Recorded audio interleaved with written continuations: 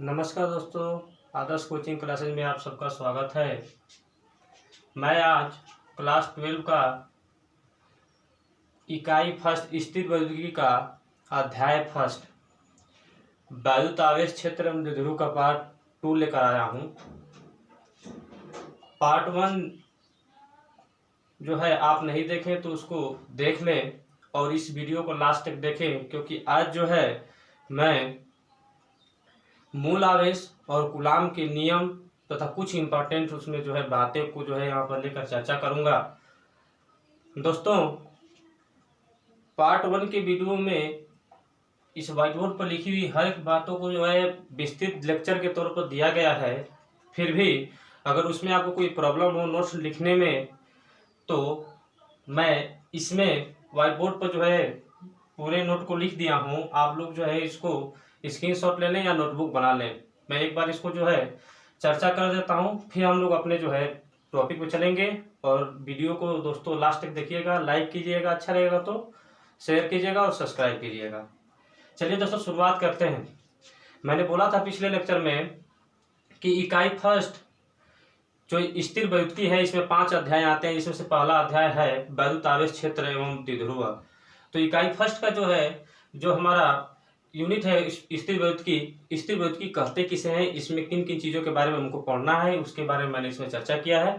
तो स्थिर वैद्युतिकी जो है किसे कहते हैं, तो कहा आप बोलना कि भौतिक विज्ञान की वह शाखा जिसमें हम उन सभी वस्तुओं का अध्ययन करते हैं जिनके ऊपर आवेश स्थिर रहता है, उसे ही स्थिर वैद्युतिकी कहते हैं। भौतिक विज्ञान की वह शाखा जिसमें हम उन सभी वस्तुओं का अध्ययन करते हैं जिनके ऊपर आवेश स्थिर रहता है, स्थिर वैद्युतिकी कहलाता है। इसके बाद अध्याय का जो है नाम मैंने लिखा है यहाँ पर वैद्युतावेश क्षेत्र एवं द्विध्रुव। तो इसमें सबसे बेसिक पॉइंट स्थिर वैद्युतिकी में वैद्युत आवेश ही है। आवेश की खोज जो है 600 ईसा पूर्व में हुई थी। अंबर नामक पदार्थ पर प्रयोग किया गया था। तो उतना डीप नहीं, हम लोग बस वैद्युत आवेश के बारे में जानते हैं कि वैद्युत आवेश कहते किसे हैं। तो वैद्युत आवेश किसी पदार्थ या वस्तु का वह गुण होता है जिसकी उपस्थिति में वस्तुएं किसी अन्य वस्तु को अपनी ओर आकर्षित करती है अथवा प्रतिकर्षित करती है, वैद्युत आवेश कहलाता है। ये पिछले लेक्चर में इसको बताई गई है, आप देख लेना उस वीडियो को। फिर वैद्युत आवेश 2 प्रकार का बताया गया था। वैद्युत आवेश जो होता है 2 प्रकार का होता है, धनावेश और ऋणावेश। धनावेश और ऋणावेश वैद्युत आवेश तो होता है। इसी के बाद इंपॉर्टेंट नोट बताई गई थी कि सजातीय आवेश, सजातीय मतलब एक ही जाति के, अगर पहला धन हो तो दूसरा भी धन होना चाहिए। तो पहला धन दूसरा भी धन है, देखो पहला ऋण है तो दूसरा भी ऋण है। सजातीय आवेश एक दूसरे को प्रतिकर्षित करते हैं, जबकि विजातीय आवेश मतलब अलग अलग बिरादरी के आवेश, यानी प्लस रहे तो दूसरा माइनस रहे, एक दूसरे को आकर्षित करते हैं। फिर इसके बाद एक इंपॉर्टेंट नोट और बताया गया था, सामान्यतः प्रतिकर्षण बल ही आवेश की पहचान होती है। आवेश की पहचान प्रतिकर्षण बल के कारण ही होता है। फिर इसके बाद दोस्तों बताया गया था ये आवेश संरक्षण का सिद्धांत। तो आवेश संरक्षण के सिद्धांत को मैंने बताया था कि इसको 2 तरीके से दे सकते हैं।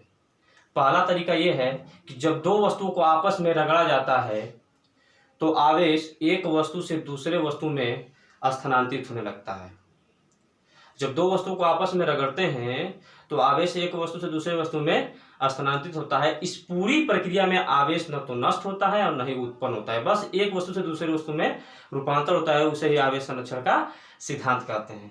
और दूसरा परिभाषा मैं जो यहाँ पर लिखा हूँ, तो कक्षा 11 को ऊर्जा संरक्षण के सिद्धांत से ही मैंने एकदम वही नोटबुक को वही लैंग्वेज लिख दिया हूँ कि आवेश को न तो नष्ट किया जा सकता है और न ही उत्पन्न किया जा सकता है। आवेश को तो केवल एक वस्तु से दूसरे वस्तु में स्थानांतरित किया जा सकता है। यहाँ पर लिख दिया गया दोस्तों, आप लोग देख लेंगे। इसके बाद बहुत इंपॉर्टेंट नोट ये न्यूमेरिकल में आपको मिलेगा कि जब वस्तु को रगड़ते हैं तो मान लेते हैं कि 2 वस्तु है, इसको रगड़ा गया तो एक पहली वस्तु से इलेक्ट्रॉन निकला और दूसरी में चला गया। तो आप जानते हैं कि इलेक्ट्रॉन पर ऋण आवेश होता है, तो इसमें से इलेक्ट्रॉन निकलकर इसमें जाएगा तो इसमें तो इलेक्ट्रॉन की कमी होगी, इसमें इलेक्ट्रॉन की अधिकता होगी। जब इसमें इलेक्ट्रॉन की कमी होगी तो एक ऋण निकल गया, यानी ये धनावेशित हो जाएगा और ये क्या हो जाएगा, ऋणावेशित होगा। यानी कह सकते हैं कि जिस वस्तु में इलेक्ट्रॉन की कमी होती है वो धनावेशित होता है, जिसमें इलेक्ट्रॉन की अधिकता होती है वो ऋणावेशित होता है। तो वही तो लिखा हूं नोट में, जिस वस्तु में इलेक्ट्रॉन की कमी होती है वो वस्तु धनावेशित हो जाता है और जिस वस्तु में इलेक्ट्रॉन की अधिकता होती है वस्तु ऋणावेशित होता है। इस नोट को बहुत इंपॉर्टेंट नोट के तौर पर इसको जो है आप लोगों को लेना है। साथ ही साथ एक और भी इंपॉर्टेंट नोट मैंने दिया था कि मैंने कहा था कि मान लेते हैं कि दो वस्तुएं हैं ए और बी, दो वस्तुएं हैं ए और बी, इन दोनों को आपस में रगड़ा गया। ध्यान से सुनेंगे दोस्तों, दो वस्तुएं ए और बी है, इन दोनों को जो है आपस में रगड़ा गया और यह मान लिया गया कि वस्तु ए से कुछ इलेक्ट्रॉन निकल जाते हैं और बी में चले जाते हैं। तो कुछ का मतलब कि मान लेते हैं कि n इलेक्ट्रॉन वस्तु ए से निकला और बी में चला गया। तो जब n इलेक्ट्रॉन वस्तु ए से बी में जाएगा तो वस्तु ए में इलेक्ट्रॉन की कमी होगी, अर्थात वस्तु ए धनावेशित होगा कि नहीं होगी, क्योंकि जब कमी होती है इलेक्ट्रॉन की तो वो धनावेशित हो जाता है। तो इसलिए प्लस यानी इलेक्ट्रॉन पर प्लस आवश्यक है ए पर, और ये उतना ही ऋणावेशित हो जाएगा तो माइनस यानी ई हो गया। अर्थात एक सूत्र आवेश का निकल गया था कि वैद्युत आवेश Q बराबर होता है Ne, जहां पर n इलेक्ट्रॉनों की संख्या को दिखाता है, n इलेक्ट्रॉनों की संख्या को दिखाता है और E इलेक्ट्रॉन पर आवेश को दिखाता है। और आप जानते हैं कि इलेक्ट्रॉन का आवेश 1.6 × 10⁻19 कूलाम होता है और वो माइनस में होता है। क्लियर है दोस्तों? तो ये पीछे का वीडियो है, आप वीडियो को जो है अंत तक देखते रहें। आज जो है बहुत अच्छा जो है टॉपिक चलने वाला है। तो हम अब शुरुआत लेते हैं इस चैप्टर के आगे की पार्ट को। आप लोग ध्यानपूर्वक इसको देखेंगे, बहुत इंपॉर्टेंट टॉपिक चलेगा दोस्तों।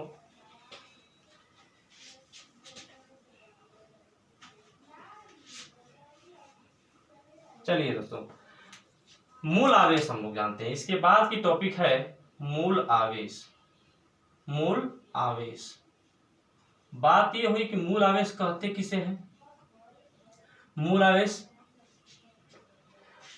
जो होता है ना, प्रकृति में पाए जाने वाले सबसे सूक्ष्म आवेश को, मतलब सबसे छोटा आवेश आप लोग क्या जानते हैं, वही आपका मूल आवेश। तो प्रकृति में पाए जाने वाले सबसे सूक्ष्म आवेश को मूल आवेश कहते हैं। और मूल आवेश का मान जो होता है 1.6 × 10⁻19 कूलाम ही होता है। अर्थात इलेक्ट्रॉन या प्रोटॉन को हम लोग मूल आवेश की श्रेणी में रख सकते हैं। और आप लोग जानते भी होंगे कि प्रत्येक तत्व में इलेक्ट्रॉन, मतलब कि आवेश, कोई भी आवेश हो, वो इलेक्ट्रॉनों से मिलकर ही बना है। मतलब ये हुआ कि प्रकृति में पाए जाने वाले, लिख दे रहे हैं परिभाषा, प्रकृति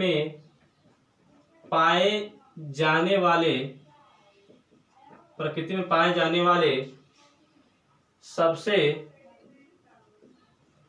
सूक्ष्म आवेश को, प्रकृति में पाए जाने वाले सबसे सूक्ष्म आवेश को मूल आवेश कहते हैं। मूल आवेश कहते हैं दोस्तों। आप लोग इस बात को याद रखेंगे, परिभाषाएं फिजिक्स का जो है मेन हिस्सा होता है, इसलिए छोटी छोटी परिभाषाएं आपको बताई जा रही है। आप लोग याद रखेंगे कि प्रकृति में पाए जाने वाले सबसे सूक्ष्म आवेश को मूल आवेश कहते हैं। और जैसे कि मैंने आप लोग को प्रत्येक टॉपिक के बाद जो है नोट दिया है, तो इसमें भी नोट आएगा, बहुत इंपॉर्टेंट नोट है, इसको आप लोग याद रखेंगे। तो आप एक क्वेश्चन कर सकते हैं कि सर मूल आवेश का मान कितना होता है, तो बस लिख देंगे कि मूल आवेश का मान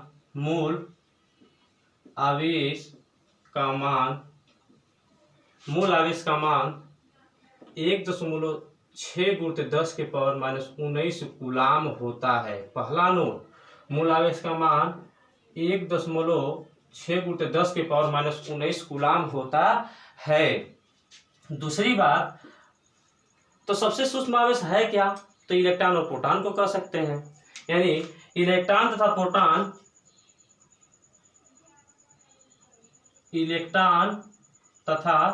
प्रोटॉन, आप लोग जानते हैं कि इलेक्ट्रॉन पर ऋण आवेश होता है, इसलिए मैंने ई पर माइनस लगाया, और प्रोटॉन पर प्लस आवेश होता है, इसलिए मैंने पी पर प्लस लगा दिया। इसको आप समझ जाएंगे। तो इलेक्ट्रॉन तथा प्रोटॉन मूल आवेश होता है। दोस्तों, ये चीजें आप लोग जान गए कि मूल आवेश किसे कहते हैं। प्रकृति में पाए जाने वाले सबसे सूक्ष्म आवेश को ही मूल आवेश कहते हैं। मूल आवेश का मान 1.6 × 10⁻19 कूलाम होता है। इलेक्ट्रॉन तथा प्रोटॉन को मूल आवेश कहा जाता है। और एक बात मैं और बताता हूं कि सबसे सूक्ष्म आवेश तो क्या हो गया, इलेक्ट्रॉन या प्रोटॉन हो गया। सबसे सूक्ष्म आवेश यही तो है। लेकिन प्रकृति में जो अन्य आवेश पाए जाते हैं ये इन्हीं मूल इलेक्ट्रॉनों का जो है पूर्ण गुणज होते हैं। पूर्ण गुणज का मतलब होता है, मैं बता देता हूँ, पूर्ण गुणज का मतलब होता है कि पूर्ण संख्या क्या होती है, 0 1 2 3 4। यानी एक तीसरा बहुत इंपॉर्टेंट नोट निकलता है कि प्रकृति में पाए जाने वाले अन्य आवेश, मूल आवेश को छोड़कर अन्य आवेश, मूल आवेश का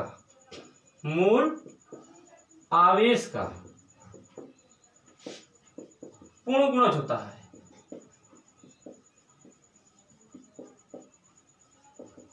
प्रकृति में पाए जाने वाले जो अन्य आवेश होते हैं इलेक्ट्रॉन और प्रोटॉन को छोड़कर, वो मूल आवेश का पूर्ण गुणज होता है। अर्थात पूर्ण गुणज का मतलब कि पहले बात तो कि इलेक्ट्रॉन तो होता ही है, मूल आवेश है ये है, यहाँ पर 2e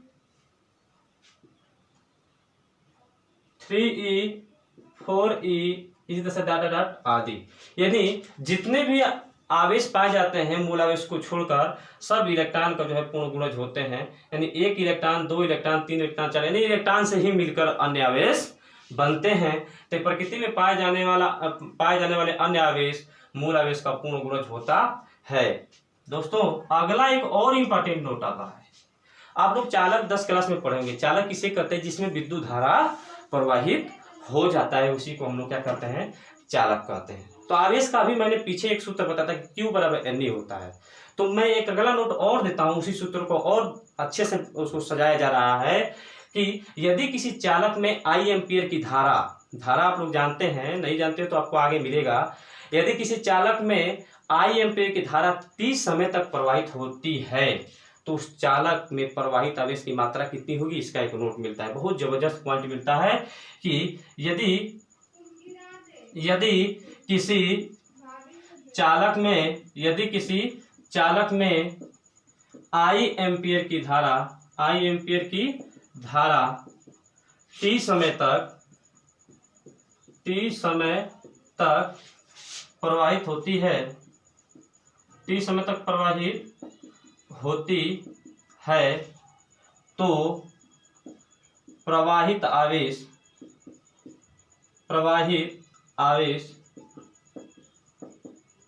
Q बराबर एक सूत्र आप लोग पढ़े हैं, NE बराबर IT हो जाएगा। यदि किसी चालक में I एम्पियर की धारा 30 समय तक प्रवाहित होती है तो प्रवाहित आवेश कितना होगा, तो बताएंगे Q बराबर NE बराबर IT। इस पर न्यूमेरिकल आएंगे दोस्तों, आप लोग इसको ख्याल रखेंगे। हर एक नोट्स को आप लोग बहुत अच्छे तरीके से लीजिएगा कि प्रत्येक टॉपिक में एक नोट मैं दे रहा हूं। इसमें अगली चीज कि आवेश कैसी राशि है, आपसे क्वेश्चन पूछे कि आवेश कैसी राशि है, तो आप लोग बोलेंगे आवेश अदिश राशि है। धारा भी आवेश अदिश राशि होता है, आवेश अदिश राशि है, आवेश अदिश राशि है। अगली बात कि क्वेश्चन एक और बनता है कि आवेश का बीमा क्या होता है, आवेश की बीमा। तो आवेश की बीमा जो होती है दोस्तों, आप लोग कक्षा 11 क्लास में बीमा का चैप्टर पढ़े होंगे। 7 मूल राशियां होती थी और 7 मूल राशियां की बीमाएं होती थी। तो धारा की बीमा को हम लोग दिखाते थे A से और समय की बीमा को दिखाते थे T से। तो यही आवेश है, सूत्र से ही निकलता है बीमा। ये आवेश Q बराबर IT, चाहे NE से नहीं निकालेंगे, IT से निकालेंगे, Q बराबर IT से। तो धारा की बीमा A होता है और समय की बीमा क्या होती है, T होती है। तो आवेश की बीमा AT बन गया हमारा। आवेश की बीमा क्या हम लोग को हो गया, AT। और एक और इसका जो है पॉइंट है, आवेश का मात्रक MKS प्रति में मात्रक, आवेश का MKS पद्धति में मात्रक कूलाम होता है। याद रखेंगे दोस्तों, आवेश का MKS पद्धति में मात्रक कूलाम होता है। तो आप लोग क्वेश्चन कहेंगे कि सर सीजीएस पद्धति में क्या होता है, तो इसको भी मैं बता देता हूं। आवेश का आवेश का सीजीएस पद्धति में मात्रक स्थैत कूलाम होता है। आवेश का सीजीएस पद्धति में मात्रक स्थैत कूलाम होता है। तो एक क्वेश्चन और बनता है दोस्तों कि सर कूलाम और स्थैत कूलाम में क्या संबंध है। तो कूलाम और स्थैत कूलाम में संबंध के बारे में मैं बातें करूं तो एक कूलाम बराबर होता है 3 × 10⁹ स्थैत कूलाम होता है। दोस्तों ये रहे आपके कुछ इम्पोर्टेंट नोट्स जो आप लोग इसको गौर करेंगे और ध्यान से इसको देखेंगे तो एक बात क्लियर हो गई कि आज का एक टॉपिक जो है क्लियर हुआ ये कि मूल आवेश किसे कहते हैं। तो आप लोग बताएंगे कि प्रकृति में पाए जाने वाले सबसे सूक्ष्म आवेश को ही मूल आवेश कहते हैं। मूल आवेश का मान कोई पूछे कितना होता तो बताएंगे 1.6 × 10⁻19 कूलाम होता है और इलेक्ट्रॉन तथा प्रोटॉन को हम लोग मूल आवेश कह सकते हैं। प्रकृति में पाए जाने वाला अन्य आवेश मूल आवेश का ही पूर्ण गुणज होता है। यदि किसी चालक में I एम्पीयर की धारा T समय तक प्रवाहित होती है तो उस चालक में प्रवाहित आवेश हो जाएगा Q = N /IT। आवेश सदिश राशि होता है। आवेश की विमा AT होती है। आवेश का मात्रक एम्पीयर प्रति में कूलाम होता है। आवेश सीजीएस प्रति में मात्रक स्थैत कूलाम होता है और दोनों में संबंध ये होता है। ये रहा आपका जो है मूल आवेश। अगला आज का टॉपिक ये है कूलाम का नियम। कूलाम का नियम और अध्याय फर्स्ट का सबसे इम्पोर्टेंट पॉइंट ये है कूलाम का नियम, लॉ ऑफ कूलाम का नियम। दोस्तों कूलाम ने जो अपना नियम प्रस्तुत किया आवेश के संबंध में प्रस्तुत किया। याद रखेंगे कूलाम ने अपना नियम किसके संबंध में प्रस्तुत किया तो आवेश के संबंध में प्रस्तुत किया। कब किया तो बताएंगे 1775 ईस्वी में, 1785 ईस्वी में, 1785 ईस्वी में कूलाम ने आवेश के संबंध में अपना जो नियम प्रस्तुत किया वो 1785 में प्रस्तुत किया। कहाँ के वैज्ञानिक थे कोई पूछे तो आप लोग बताएंगे कि ये फ्रांसीसी वैज्ञानिक थे, यानी फ्रांस के वैज्ञानिक थे। क्लियर है। अब बात ये होती है कि कूलाम का नियम क्या होता है। तो सब चीजें मैं आपको बताता हूँ। अगर आप 11 क्लास में पढ़े हैं तो आपको बताया गया गुरुत्वाकर्षण में न्यूटन के गुरुत्वाकर्षण का नियम। तो न्यूटन का गुरुत्वाकर्षण का नियम जो है बहुत इंपॉर्टेंट था। उसमें उन्होंने क्या किया था कि 2 पिंड लिया था जिनका द्रव्यमान क्रमशः m1 व m2 था। ये दोनों एक दूसरे से r दूरी पर थे। तो उन्होंने बताया था कि इन दोनों पिंडों के बीच एक बल लगता है, उस बल को गुरुत्वाकर्षण बल कहा जाता है और बल को F से दिखाते हैं। तो 2 पिंडों के बीच लगने वाला गुरुत्वाकर्षण बल जो F होता था वो दोनों पिंडों के द्रव्यमान के गुणनफल के अनुकमानुपाती था तथा उनके बीच की दूरी के वर्ग के व्युत्क्रमानुपाती था।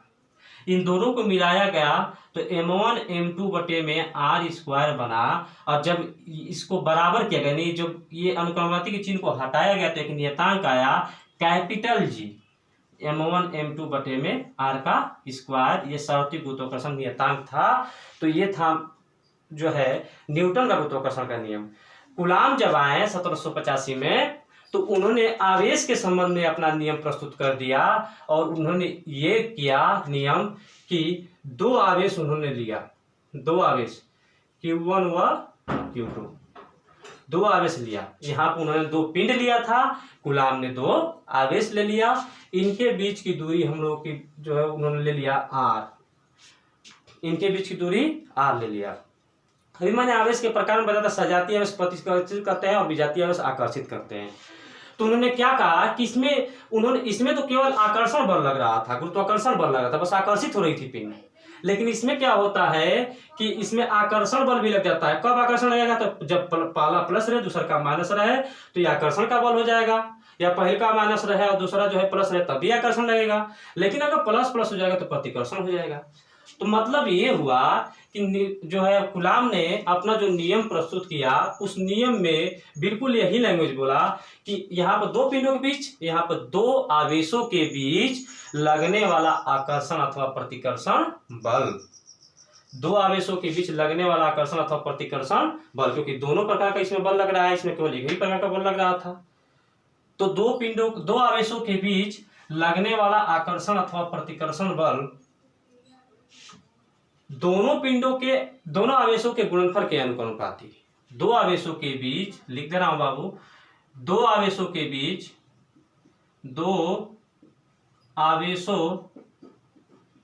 बीच लगने वाला आकर्षण अथवा प्रतिकर्षण बल, आकर्षण अथवा प्रतिकर्षण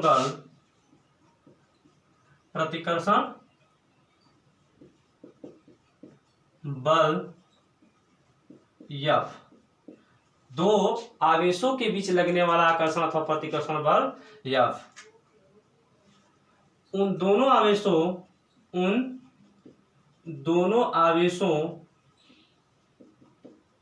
के गुणनफल के अनुक्रमानुपाती, उन दोनों आवेशों के गुणनफल का मतलब Q1 इंटू Q2 के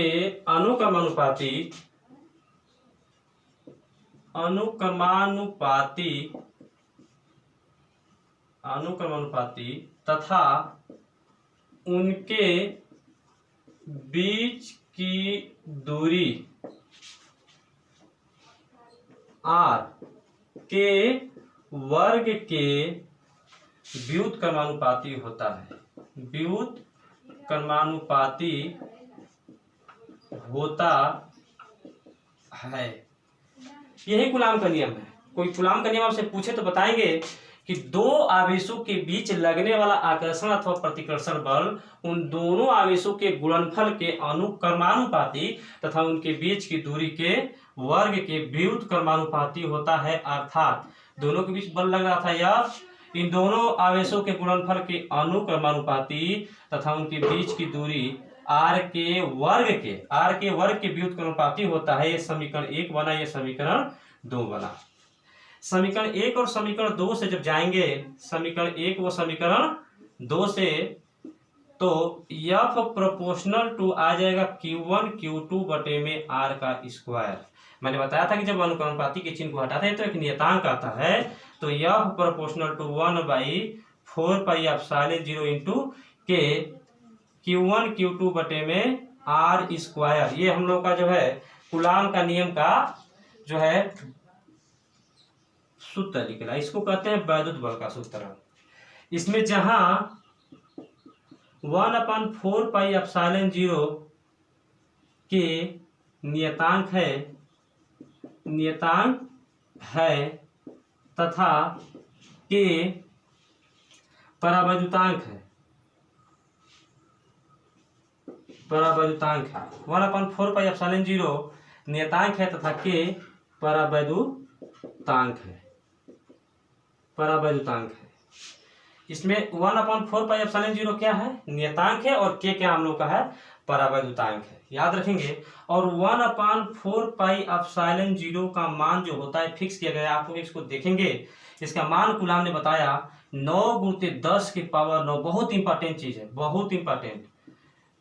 1/4πε0 का मान जो होता है 9 × 10⁻⁹।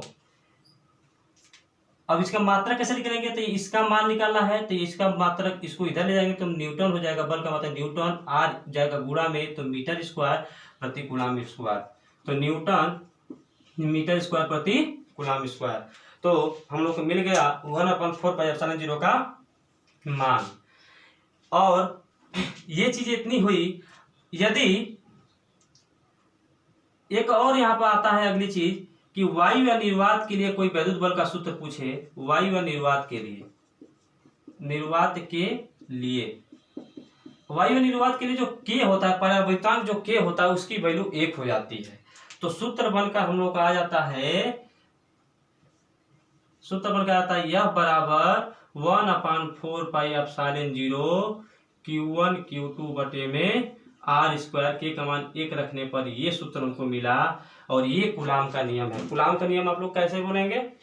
कूलाम के नियम को कि दो आवेशों के बीच लगने वाला आकर्षण अथवा प्रतिकर्षण बल उन दोनों आवेशों के गुणनफल के अनुक्रमानुपाती तथा उनके बीच की दूरी के वर्ग के व्युत्क्रमानुपाती होता है।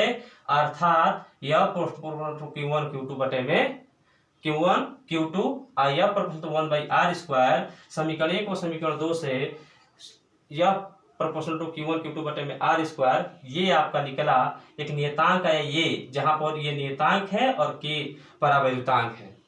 1/4 पाई एप्सिलॉन 0 का मान 9×10⁻⁹ न्यूटन मीटर स्क्वायर प्रति कूलम स्क्वायर होता है। वायु निर्वात के लिए के का मान हमेशा 1 हो जाता है, इसलिए सूत्र बनता है यह बराबर 1/4 पाई एप्सिलॉन 0 Q1 Q2 बटे में आर स्क्वायर। तो दोस्तों ये रहा आपका कूलाम का नियम, और इसको आप लोग याद करेंगे, नोट्स बनाएंगे। और ये वीडियो आपको अगर अच्छा लगा है तो लाइक शेयर और सब्सक्राइब कराएंगे ताकि इस चैनल को और आगे बढ़ाया जा सके और अच्छे से अच्छे जो है लेक्चर को दिया जा सके। दिक्कत यह है दोस्तों कि अभी मैं यूट्यूब पर जो है नया हूँ, इसलिए जो है थोड़ी सी जो है समस्याएं आ जा रही है सेटिंग करने में। तो इसके लिए मैं क्षमा प्रार्थी हूँ। कोशिश करूँगा कि अच्छे से अच्छे जो है और जो है क्वालिटी का वीडियो आपको दे सकूँ। ठीक है दोस्तों, थैंक यू, धन्यवाद।